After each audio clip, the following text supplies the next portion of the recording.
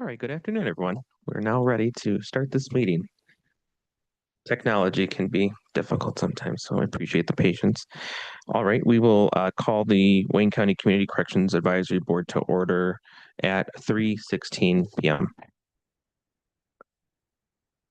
All right, we do roll call, please.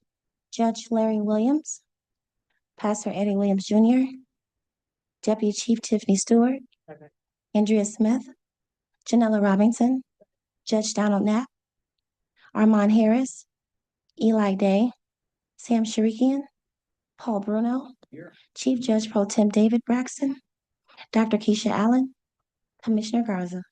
Present. We do not have a quorum. Okay. We will move on to remarks by the chair. Since we do not have a quorum, we will not be able to take action on the approval of the meeting minutes.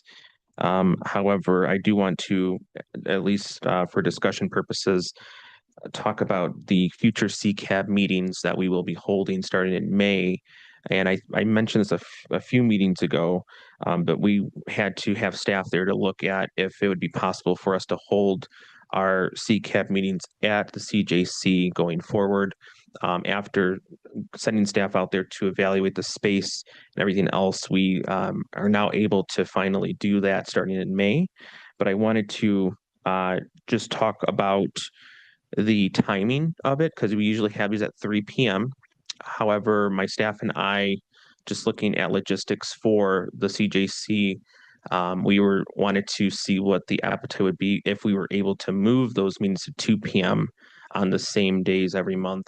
And we can send out an email to the group just to see if that's something that can happen.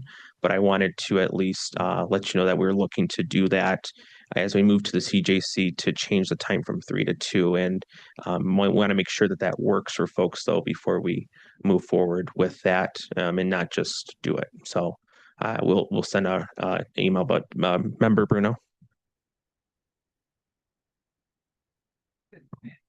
Advantage there to holding these meetings over there as opposed to right here.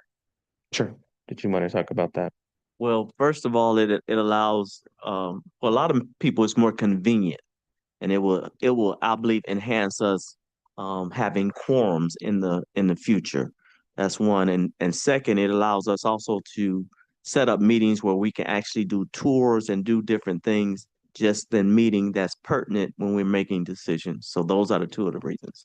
And I'll say this, just we've just I haven't been here long on this board, but just over the time we have received some requests that just from our stakeholders as well, that it would be more convenient if they were at CJC. So I've received that request several times. From who? From several folks over the time. I know that even we mentioned the sheriff's office, your predecessor. He wanted to have him there, so I think that was something that we've received requests in the past. But if it's the board's decision to not do it that way, we can do that. But I think we've spent some time looking at the space and looking to move it there for next month and moving forward. But as far as the time goes, we can discuss that. And we can do this by email. We don't have to do it now, but I wanted to just throw that out there for folks to understand that we're looking to move the time to 2 p.m. However, we don't want to create any logistical issues for our board members as we look to do that. Next thing on their agenda. Oh, actually, I'm taking your job, so I'm going to send it right back to you. We're going to move to item D, unfinished business. There is none listed. Moving to item E, number 1, overview of program utilization. All right, well, let's give us over to Mr. Lester here. Thank you. Again, thank you all for coming. Last time I didn't introduce myself. Lester Thomas, administrator for Wayne County Community Corrections. Before you all should have a handout. It says CCAB Utilization Report, April 2026. I wanted you all to have some fluid numbers to see where we are regarding our utilization of our programming. And I'll briefly go over them, and then I will take questions. One program is not on there, and I will elaborate why it's not on there. Is the Violence Prevention Program, also known as HEAT, HEAT. We've been designated funding. I believe that's $105,000 for that program, just for your records, and I'll explain to you why it's not on there. But first, program, the Center for Family Development, which is our cognitive behavior program, designated $125,000 for this program. If you look at the numbers, in October, this is starting a new fiscal year, October 25, they had 0 new clients. November, 5 new clients. December, 0 new clients. January, 4 new clients.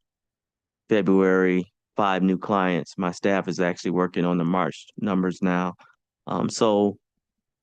This fiscal year 2026, they've spent a total of $17,000 plus dollars. They have a remaining $107,000. So they've actually utilized in the 5 months 13.6% of their funding. Likewise, Lake Ridge designated $175,000. October, they had 11 new clients. November, 9. December, 12. January, 8. February, 8. They've spent $32,810, roughly almost 30% of their funding. They have roughly $142,000 remaining. And just so you know about those two programs, both of these programs, the funding was increased this year with this grant, because of course we had to eliminate some programs. But the reason those funding were increased, because those are two programs right now. The Center for Center for Family Development, formerly known as Black Family Development, is just community-based, but the goal is to have it jail-based as well as community-based. And Lake Ridge is a jail-based program. ETRS, domestic violence in the jail, they've been designated $50,000. October, 2 new clients. November, 1 new client. December, 3 new clients. January, 3 new clients. February, no new clients. They've spent roughly almost $15,000. Roughly 19%. They have $35,000 left. And then ETRS, domestic violence community, designated $175,000. And 6 clients, new clients in October, 10 in November, 10 in December, 9 in January, 16 in February, 33,000 plus spent, roughly 18% utilization, remaining $141,000. And then what's not on here is our violence prevention program, which is HEAT. We had to do some adjustments with that program to make it HEAT only. And it was approved by the Michigan Department of Corrections. And we've had some meetings since then. And actually, once we amended, this just recently happened, and we've actually have 2 pending referrals for that program finally. So that's some good news. So hopefully in the future we'll have more. Some of the more details later on, I'll be presenting some more information on some of the things that we've done since our last CCAB meeting. And I believe they will spread more information on what we're trying to do to continue to increase utilization, but I'll open up the floor for any questions at this time. All right, thank you, Mr. Thomas. Is there any questions for Mr. Thomas on this? All right, Mr. Thomas, sorry, we'll go to the next item, please. The next item number 2, discussion on the fiscal year 2027 Michigan Department of Corrections grant application. All right, Mr. Thomas. Yes, the fiscal year 2027 grant application I just got the email. What's today? Today is Tuesday. I believe it was Thursday or Friday of last year that the application is now open. We're going to start reviewing the data. and submit the application. Of course, we will be looking at utilization and making sure we can at least try and maintain the funding that we do have. We've been working very close with the Michigan Department of Corrections. They understand some of the challenges and barriers that we've had. We have been diligently working, trying to improve some of the things that we're doing, and I'll talk about that a little bit more. So again, once I start gathering that information, I will make sure I am keeping the board appraised of everything that's going on and how we move forward and why we'll be moving forward in a certain way. So once the application basically is submitted and everything, hopefully all the questions will be asked. And once we bring it for the board for approval, we'll be able to get it approved. But that's what's happening. Again, this is the second year that they started electronic last year. So will be the second year it being electronic application. It's easier. It has been easier for us to submit the application, but some caveats that has come with has provided a few hiccups, but we're managing that because everything now has to actually go through the system. It's called IntelliGrants. And then you have to learn how to work it and maneuver it. So we're trying to work out the kinks to that. But again, fiscal year 27 application is open, and we will be applying for that in the near future. And we'll keep the board appraised on everything. And again, the goal is to at least maintain our current funding. All right. Member Robinson? So I know that this is the time that we should start looking at recommendations for the plan moving forward for the next fiscal year. And I know that this is when the board over previous years came to the table and made recommendations to include different programs such as violence prevention programming. I think even some years ago, we really got into increasing cognitive behavioral therapy. And that's when, at the time, Black Family Development was brought to the table. So for me, I just really want to make sure that we all remember this is the time. If there's things that we see that there's gaps in, to make those recommendations, I'm sure Mr. Thomas and Commissioner Garza are open to that. When I take a look at our comprehensive plan for the previous years, it always talks about where are the gaps? What are the high need areas specific to Wayne County? Because it's different for every county. And in Wayne County, looking at what the data shows for the comp plan, vocation education is a high need area for individuals in our community.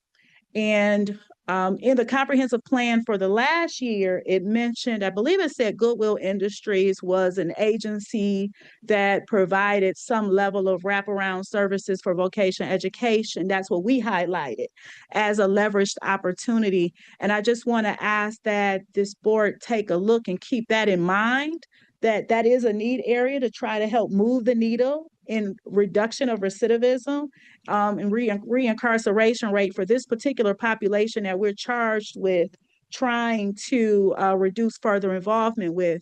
What are the opportunities? What could we do?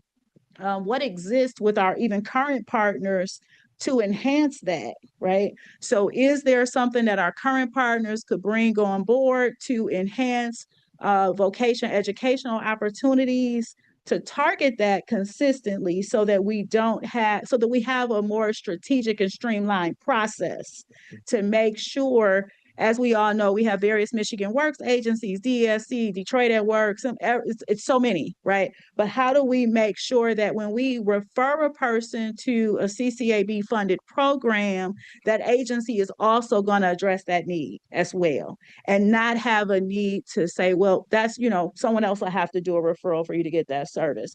So just want us to keep in consideration that we have, I think it's 3 high need areas.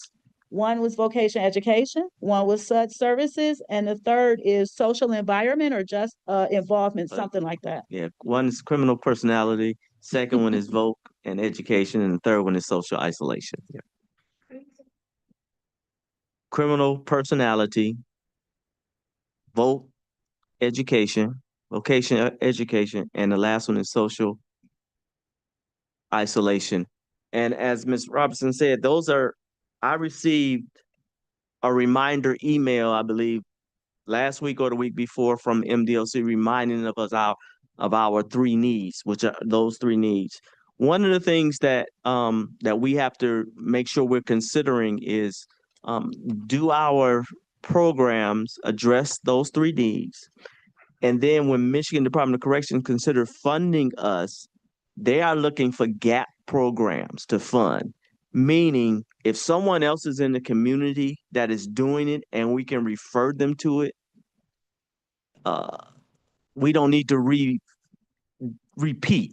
We need to do something that's not being done that addresses one of those three needs, and they're more likely to fund it. Now, what's interesting is we've been in several meetings recently, and MDOC has been present. And one of the things that stakeholders have been saying is, um, one need is substance abuse testing and different things like that. So that's something that we're going to actually try and uh, it, just pick people's brain, because that came from a prosecutor as well as, I believe, a judge. So we are got to start at least look at it and start investigating, even though it's not one of the top three needs. Um, we have to listen to the people in the county that's actually doing the work to see if maybe that is one of our top three needs. And if so, we need to be able to provide the data to MDOC for that. So I just wanted to actually mention that, because we are um, working with MDOC, particularly with this. I want you all to remember that the gap funding is critical, because you can have 10 programs out there doing the same thing. Even if we bring it to the table and we think the vendor or whoever can do the program is good, Michigan Department of Corrections is basically telling us, if another person, if it's already out there in the community, don't repeat it.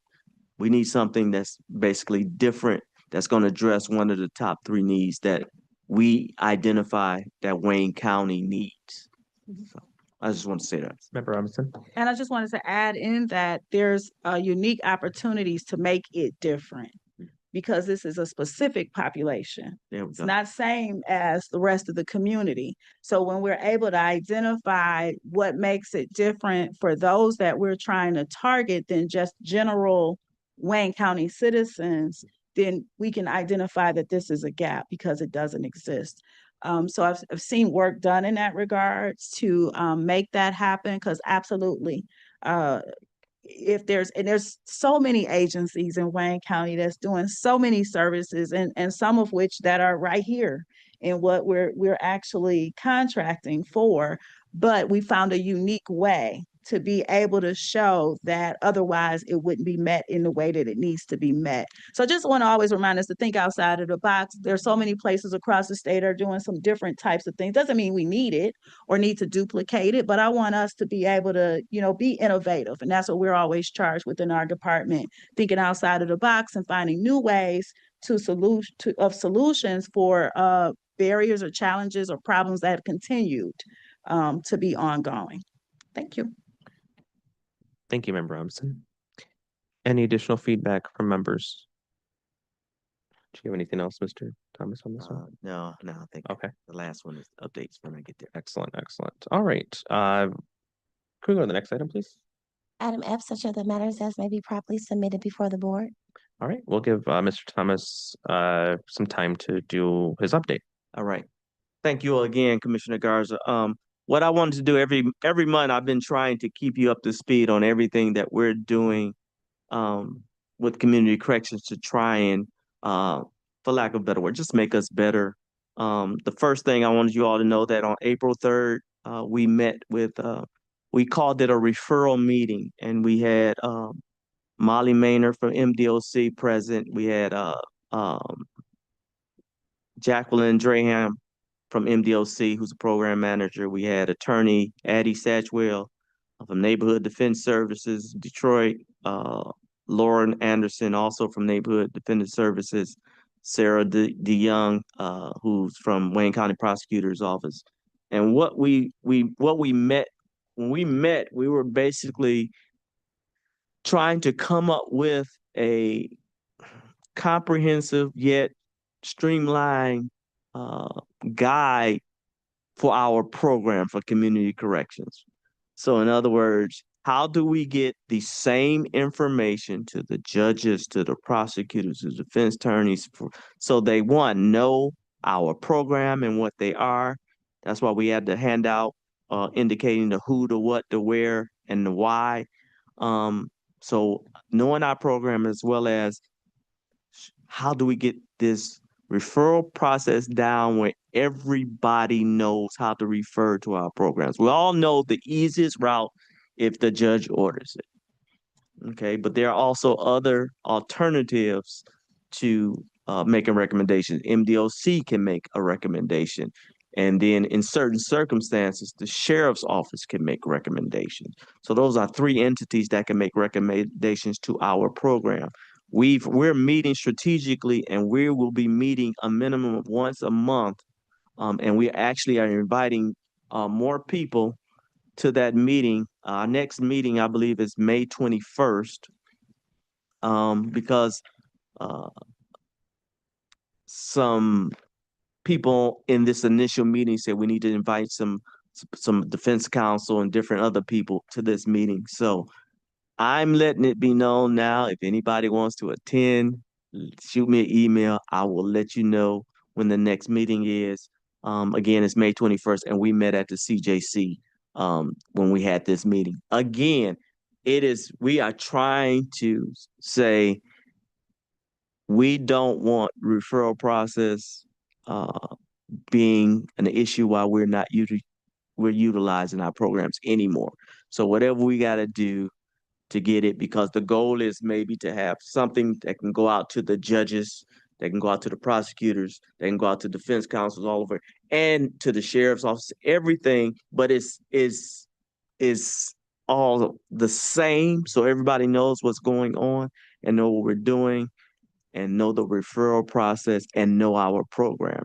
So that's one of the things that we did. We did that on April 3rd in the morning. And then April 3rd in the afternoon, I was still at the Criminal Justice Center, and we went to the stakeholders meeting that I'm now invited to.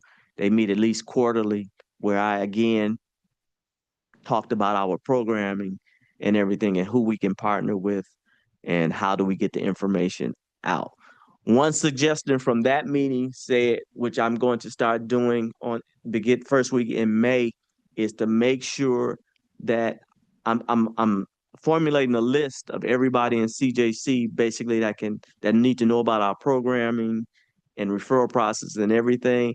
And they were saying it would benefit if we send something out every month.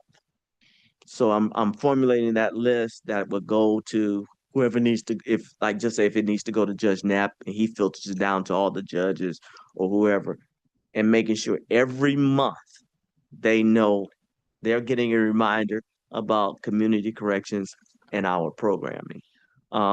Thanks to Janella Robinson, on April 8th, I went to Greenfield Probation. They had a gender specific presentation where I spoke to women and children, direct access to support services, which I'm going to be doing more. When somebody invite me, I am going out to talk about our programs. And April 9th, I met with our IT department and I said, what can we do to update our websites? And I will just briefly, I'm not going to go all of this. This is what we all talked about. Okay, so I'll just highlight what we're working on. We're talking about website content. I talked to them about, can we do can the referral process be put online? If not, if it can, or we talked about QR codes. When can we use them? Workflow, as much data as possible. So we talked about a lot of things. Of course, there are certain at times, like with the referral process, sometimes it was about they asked questions about privacy issues. What can we put on there and all that stuff.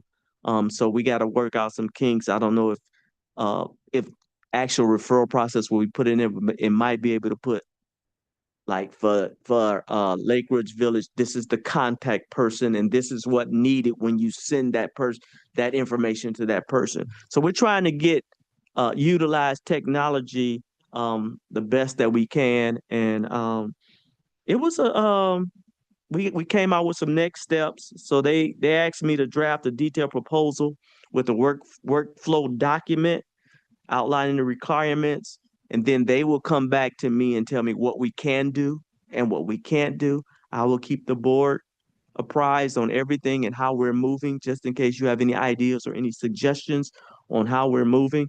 But I think it's very critical because I can't tell you if you Google adult Wayne County Adult Community Corrections, it pops up under health, human health and veteran services. That's title, but it's very limited. I think the only thing under it, you got to click on tab. I think it's something that explains Public Act 511, and then it has an outdated resource guide. Those are the only things that's on there. That's not acceptable. So we're gonna work to change that. Um, I'm sorry, April 22nd, I will be in Green Oaks at the training academy for our Office of Community Corrections managers meeting. We meet there quarterly, where we always talking strategically about new ideas and implementations of different things. I have a meeting with Oakland County Community Corrections Manager.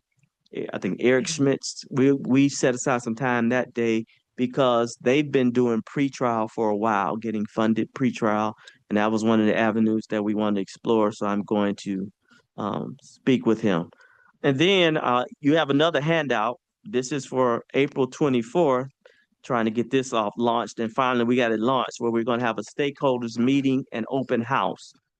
Everyone is invited, spread the word. Basically, it's going to be at Third New Hope Baptist Church on the west side of Detroit, 5439 West Warren, from 1 p.m. to 4 p.m. And what we're going to do is we're going to do a presentation of a community corrections presentation, overview. We will have our vendors present to talk about our programming. We will have a Q&A session, and then we will have resource collaboration.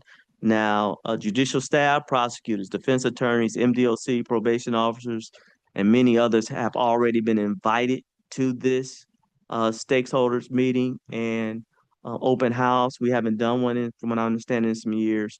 So hopefully the goal is to have these maybe quarterly or something like that. So April 24th, we'll be doing that.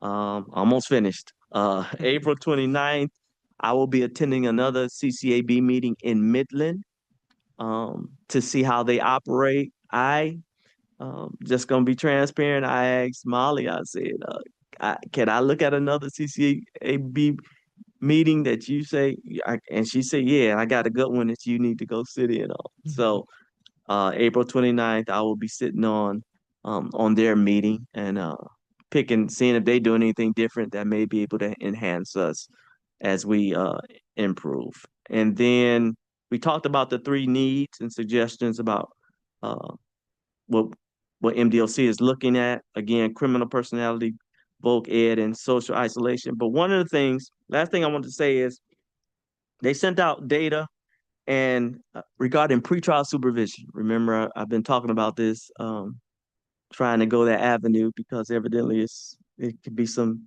potential funding for us if we do the pretrial angle. But it said in fiscal year 2025, PA 511 funded pretrial supervision, including electronic monitoring for 22,800 defendants, with a statewide appearance rate of 90.3% and a statewide public safety rate of 95.6%. They have roughly 24 counties that are doing pretrial and getting funded for it. We have a pretrial department in CJC that I have met with I'm gonna call her Miss Angela because her last name is Astoria or something like that. So we've trying to figure out, is there a way that maybe we can possibly partner together and do some things. So we're being diligent and trying to get everybody to know about us, and we're attending meetings and doing a lot of stuff. So um didn't think that would take so long, but I wanted to let you all know exactly what we've been doing and what we will continue to do, because again, the goal is to make sure we want to be the goal, and I pray that it's the goal of everybody here is to be able to ask MDOC for more money in the future, to be able to say we're creating programs for our county that are working well, and we need funding for it. So that's the goal. Yeah, I'll just mention that, in my conversation with the MDOC last month when I checked in, they definitely are seeing changes that we're doing. I think it's a positive thing. So I just want to say thank you for that, because they're happy with the more hands-on approach that we're taking to this, and I know it's being noticed by them. So any other questions from members? Yes, member Sharikian. Mr. Thomas, I'm looking for some clarity. You mentioned earlier on, you've just been invited to stakeholders meetings. Is that the same thing as what your reference here? No, was handed? no, no. Who That makes was up the stakeholders in terms of what you just got. the invited? stakeholders meeting for CJC. It will be some judges are in there, their resource services like for instance, Center for Family Development was there, and they actually talked about one of our programs. Are they a presenter or are they a member? No, these are basically presenters and collaborating, and we're talking about our particular programs and what we have to offer and what is not known and what is not out there. I would have to give you a detailed list of everybody who was actually at the stakeholders meeting because it came from CJC. This is just my second one I was invited to since I've been here. Okay, and approximately, I'm not asking for a definitive number, but approximately, how many stakeholders are involved in this? In that meeting, it was maybe 15 people present. That's and the last one, the first one I went to actually had more than 15 in that meeting. And was there somebody there representing the defense bar? Yes. And I don't know the name, but I know it was. NDS, or was it the general defense bar? Because I would have to get that information from, but we a difference. Yeah. Because NDS has an agenda of their own. Yeah. Well, that's and I understand what you're saying. That's one of the reasons it was brought up in our referral meeting on April 3rd, because we did have NDS there, and someone brought up that we need to have other Private bar. private Private bar bar. there too. And Yeah. so that's our next one. That's what we're going to do. Okay. Because then they also, because they threw out some names, and we're gonna start there, and of course it will eventually grow. Sure. Okay. Thank you. Thank you Mhm. for that clarity. Thank you, member Sharikian. So the 15, just to kind of go off of that, the 15, those are 15 different stakeholders. Yes. Okay, just Yeah. wanted to be clear on that. Yeah. All right. Any other member questions or comments on Mr. Thomas's report? Okay. Did you want to talk about the new members that'll be coming up? Oh on yes, the- I'm sorry. As you all know,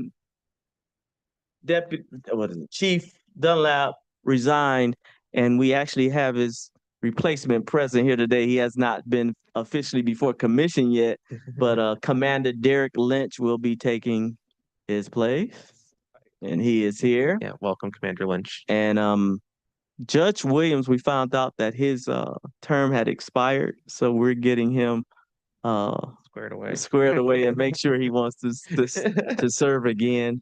And we'll get him. And you saw Pamela in the back. That's why we were trying to coordinate. And once we get those 2 slots filled, we will only have 1 vacancy, and that will be for workforce development. And I have 2 people that we're considering for that. Hopefully we can get that filled. We have 2. What we're going to start doing is looking at people who it's several people we need to contact to see if they still want to serve, because maybe of schedule conflicts or whatever haven't been attending. And if we need to replace them, we will. But we're excited that hopefully within a month or two, we will have a full CCAB board. That will make it easier when somebody has a conflict in schedule that we will still have Quorum. a quorum and we can move forward.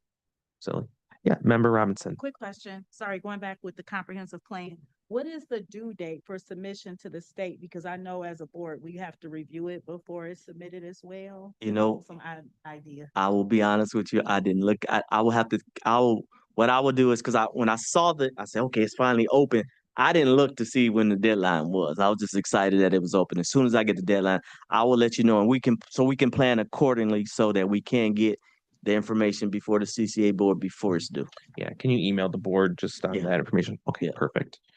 All right, any other member comments on this? Okay, anything else, Mr. Thomas? I have nothing. Okay, excellent. Next item, please. Item G, public comments. All right, we're at the public comment section of our Community Corrections Advisory Board meeting. If there's anyone on Zoom who would like to make public comment to the board today, please unmute and do so at this time. Chair Varga, there are no hands on Zoom Any emails received? and no emails were received. All right, anyone in the chamber who'd like to make public comment, please come up to the table and do so at this time. All right, all forms of communication for public comment going once, twice. Public comment is now closed. Next item, please. Item H, adjournment. All right, we will motion to adjourn. Without a quorum. We have